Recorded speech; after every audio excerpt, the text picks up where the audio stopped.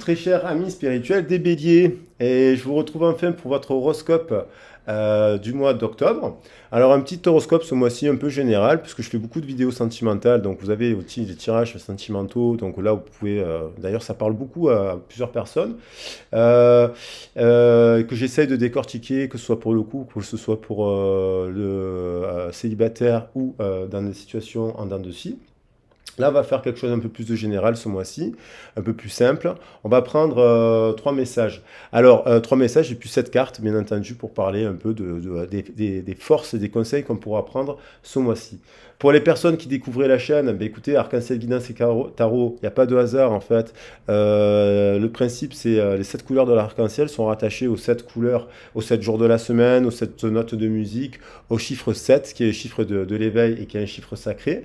Dans les mathématiques, chaque chiffre signifie quelque chose et chaque chiffre envoie un message. Donc dans notre système, dans l'alphabet par exemple, chez nous, A ça vient de Aleph et ça vient de Allah aussi, donc ça veut dire le numéro 1, Bes ça veut dire 2, voilà, donc ainsi de suite.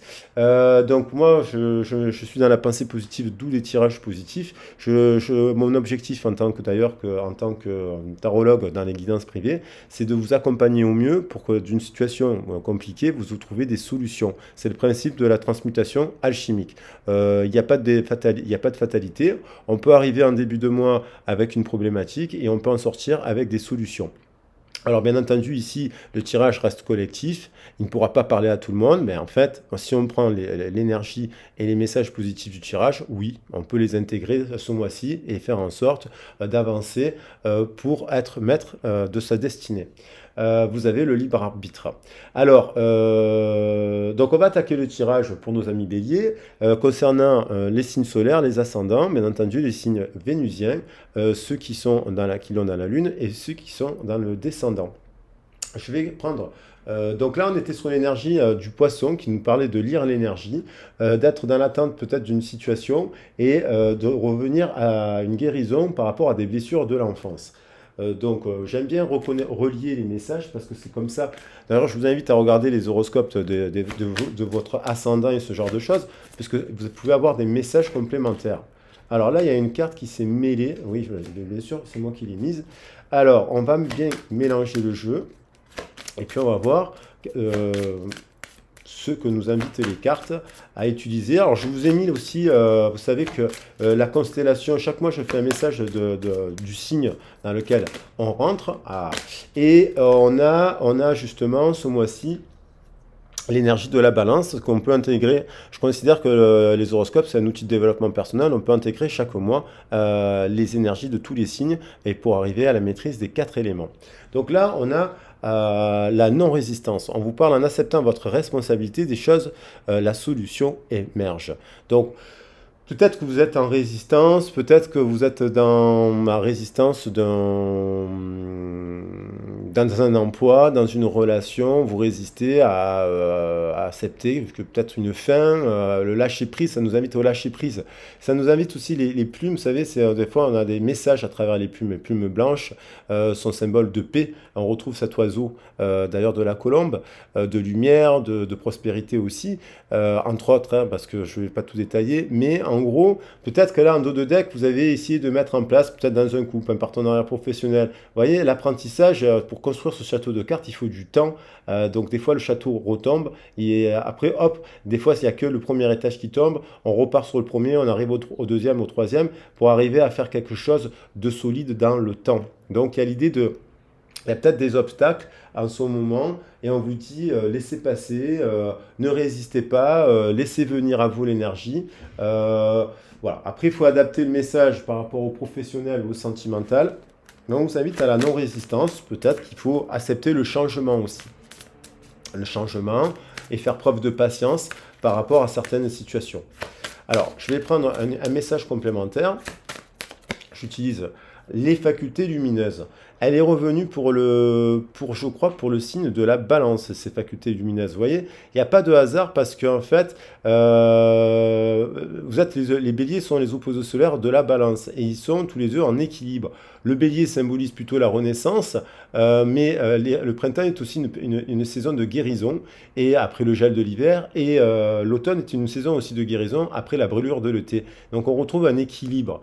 Donc on vous dit d'accueillir la puissance de vos facultés inconscientes vous ouvre à une réalité extraordinaire. À mon avis, vous avez des capacités de l'enfance que vous n'avez pas pu exploiter pour différentes raisons. Là, on voit une personne faire de l'écriture intuitive, de la communication peut-être animale, de créer, d'écrire, de dessiner, de peindre. Vous avez des capacités et vous pourriez vous en servir pour vous associer à la fois professionnellement et aussi dans les relations de couple sentimentales. C'est important de partager ses facultés avec d'autres, et notamment dans le couple. C'est important que vous ayez des centres d'intérêt communs, que vous ne soyez pas justement des opposés totalement opposés, mais des opposés complémentaires. Donc il y a peut-être l'idée d'exploiter cette corde au niveau professionnel. Quand je dis ça peut être de la médiation créatrice, si vous travaillez dans les milieux de soins, ça peut être utiliser la médiation créatrice, l'art-thérapie, ça peut être utiliser la naturopathie, la réflexologie plantaire, ça peut être utilisé aussi avec lire l'énergie, bien entendu, la tarologie et ce genre de choses. Voilà. Donc, il y a des associations fructueuses dans ce domaine-là et là, apparemment, vous pouvez vous mettre en accord.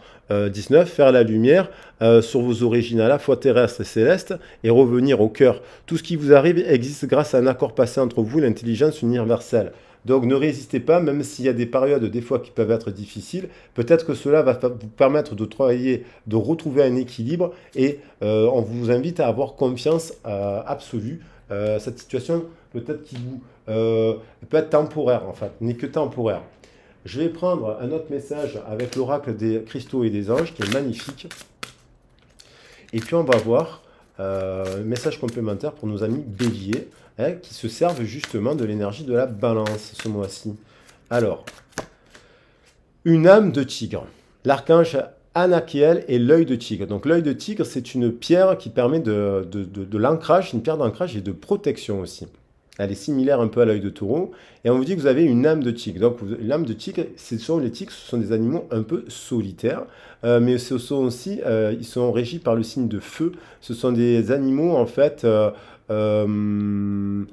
qui aiment l'aventure. Donc peut-être que l'âme de tigre, on retrouve l'énergie de feu, peut-être aussi dans les associations, vous avez besoin vous pouvez être aussi à votre compte de manière indépendante, autonome. On vous invite peut-être à utiliser votre âme de tigre, cette indépendance, cette autonomie.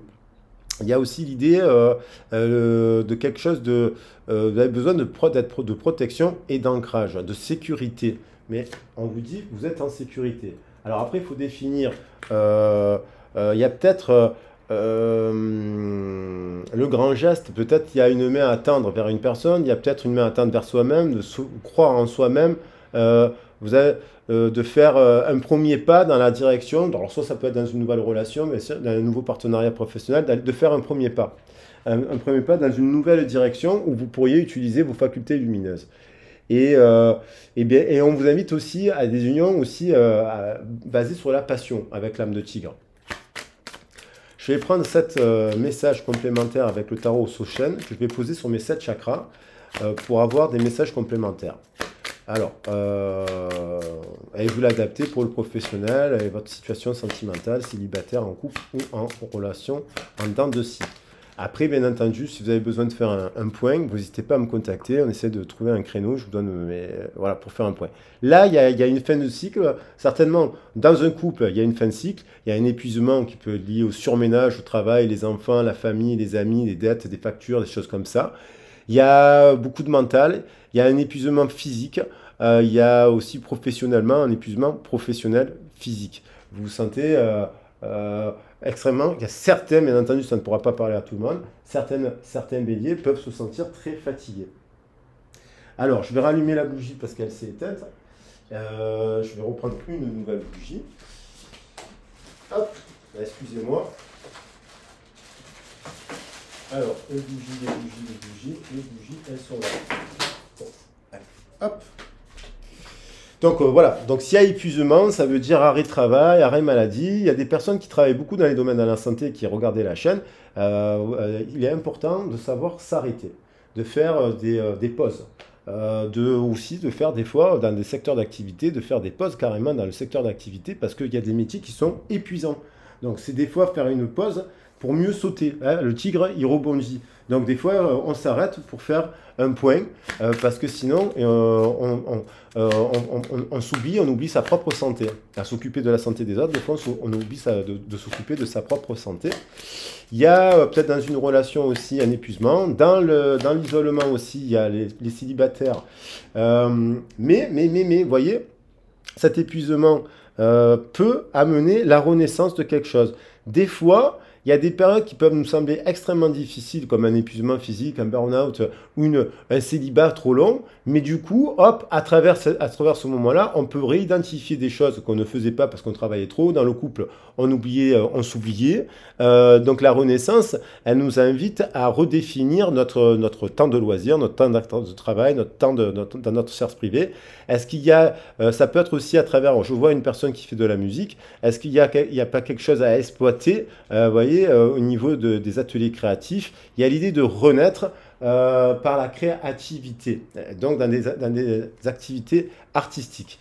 Ça peut être aussi la renaissance d'une passion, hein, peut-être il y a du désir, vous étiez dans un fin de cycle, et 9 et un 10, hop, et là on repasse au 10, il y avait peut-être une fin de cycle dans votre couple, et puis peut-être du coup il y a un redémarrage de passion parce que vous avez identifié, vous avez travaillé, vous avez peut-être vu un thérapeute de couple.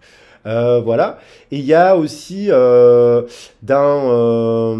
pour les célibataires l'idée de renaître à travers ces activités dans cette sphère sociale-là, des passions, des activités de loisirs. Il y a des personnes qui peuvent rencontrer quelqu'un. Et on vous dit d'avancer dans l'instant présent, de ne pas être dans la projection de l'avenir. Peut-être qu'il y a l'idée de renaissance, il y a peut-être aussi la naissance d'un enfant. Et ça épuise le corps aussi. Et à l'arrivée d'un enfant, puisqu'il y a le 2, l'union, et on vous invite, 15 et 2, 17, c'est les étoiles, il y a l'idée de pas, peut-être vous attendez, vous voulez aussi créer quelque chose, mais on vous dit vous pensez à quelque chose, mais on vous dit il n'y a que l'instant présent qui compte. La projection, on amène, alors bien sûr, quand on veut construire un projet, il faut planifier, mais il ne faut pas tout le temps dans la projection parce que des fois, on est déçu des résultats. Donc, c'est bien de planifier, mais d'avoir plusieurs angles de vue, en fait, ou plusieurs pistes, plusieurs plans. Le plan A, le plan B, le plan C, je voulais dire. Alors, qu'est-ce qu'on voit d'autre? Qu'est-ce qu'on nous dit d'autre là? L'instant présent, revenir dans l'instant présent, avec plus de légèreté. Dans une union, hein, dans un partenariat, ça peut être professionnel, sentimental.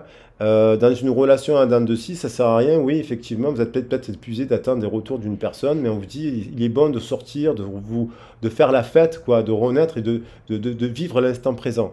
Là, on vous invite justement à vous réunir, à participer, à rééquilibrer, à revoir du monde, à être dans le groupe, la participation. Et voilà, de faire en sorte que dans votre quotidien, vous puissiez intégrer les 4 éléments. Un côté terre, le côté terre, c'est l'ancrage, c'est la sécurité. Le feu, c'est la créativité. L'eau, c'est l'apaisement, la guérison et aussi la créativité. Et bien entendu, l'air, c'est la communication. Donc il faut un peu, toujours dans le quotidien, chaque jour, un peu de ces 4 éléments au rythme de la journée, en respectant par exemple la chronobiologie. Hein, la chronobiologie du corps. On a le silence, donc il y a peut-être peut-être avec une personne, vous êtes en silence radio, avec dans les liens, dans les communications, peut-être vous êtes mis trop en silence et ça vous épuise, donc là il faut aller ressortir. Lorsqu'on est trop actif à l'extérieur, il faut se reposer à l'intérieur. Lorsqu'on est trop isolé, il faut aller vers l'extérieur. Ça peut être aussi des personnes qui travaillent déjà à leur compte, que du coup, en fait, ne sortent pas assez, ne voient pas assez de monde. Et donc, c'est bien. Et puis, il y a, il y a un silence dans un lien, peut-être actuellement, 17 et 11, ça nous fait 28. Il y a peut-être un redémarrage, peut-être du coup du silence. Le silence peut ramener de la communication, puisque si je fais la somme des chiffres 17 et 11, ça nous fait 28 et ça nous fait 10. Donc il y a encore l'idée de redémarrage. Peut-être c'est la fin du silence et le retour justement de la participation, d'aller créer des nouveaux liens. Et ça peut être aussi à travers votre couple, en ce moment. Hein. Donc il y a peut-être une reprise là d'énergie, de feu, d'intensité. Il faut voir que l'été a été très dur et on est passé, il y a eu un changement brusque avec l'automne là. Et du coup, ça a pu impacter l'énergétique du corps, du couple aussi. Et là, il y a peut-être un redémarrage de désir, voilà. Vous voyez, au-delà de l'illusion, il y a une renaissance, vraiment la renaissance. Au-delà de l'illusion, il y a une transformation. Vous prenez conscience, on vous invite à prendre conscience de votre potentiel, de votre capacité à créer. Si je fais 2 plus 9, ça nous fait 11, c'est la force créatrice. La force créatrice dans le tarot de Marseille, c'est la Shakti. Donc c'est celle qui nous donne le feu de créer, d'être maître de notre destinée, de nos unions, de nos associations. Qu'est-ce qu'on fait de cette énergie dans la créativité au quotidien, dans le partage de centres d'intérêt, dans la création de nouveaux liens, dans un couple ou pas dans un couple. On vous invite à... il y avait peut-être un voile, parce qu'au-delà de l'illusion c'est la maya, c'est le voile, c'est le voile et c'est le conditionnement de masse aussi. Donc de vous dire que vous avez peut-être la capacité, avec il y a quand même 2 arcanes majeures qui viennent tomber l'un sur l'autre, de sortir du voile. Peut-être qu'il y a des choses, il y a une renaissance dans votre esprit et l'expression de votre vraie identité. Et voilà, et on passe du 21 du 20 au 21, l'achèvement. Il y a quelque chose qui se met en place qui vous permet de retrouver votre âme de tigre. Et voilà, par le lâcher prise. Par le lâcher prise sur, justement, peut-être une situation qui s'est...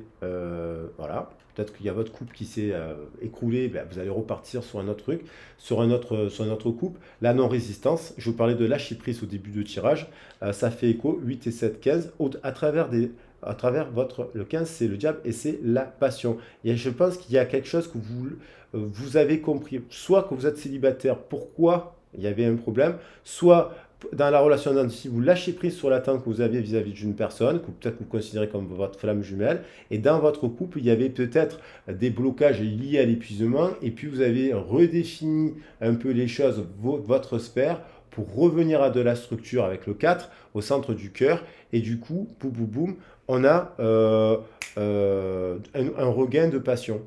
8 et 7, 15 dans le couple. Voilà. Et on retrouve, j'ai remélangé la carte, l'achèvement. Il y avait quelque chose qui se termine mais c'est l'achèvement aussi de votre propre identité. Donc il y a quelque chose qui se termine et donc qui amène à la renaissance. Voilà les loulous. Alors ça reste un tirage au court et général. Bien sûr qu'il ne peut pas parler à tout le monde. J'essaie de faire quelque chose. Tous ces messages peuvent être utiles, quelle que soit votre situation. Je vous invite à retrouver votre âme de tigre. Si la vidéo vous a plu, bien sûr, à la liker, à la partager. Et puis, si vous avez besoin d'un accompagnement pour une guidance privée, quel que soit le domaine, eh bien, sachez que je suis disponible. Vous avez mon mail dans la barre de descriptif. Voilà, que ce soit pour faire un point au niveau de votre sphère sentimentale, votre professionnel, votre cadre global, parce que je fais des accompagnements sur les guidances, sur les origines, pour travailler sur les chakras, les méditations, les encens et ce genre de choses. On peut travailler comme ça pour arriver justement à renaître et à renaître en étant la plus belle version de soi-même et donc cette âme de tigre. Voilà, je vous embrasse bien fort, je vous fais des gros bisous et puis je vous dis à très vite et à très bientôt. Merci pour votre confiance et votre soutien. À bientôt, ciao ciao.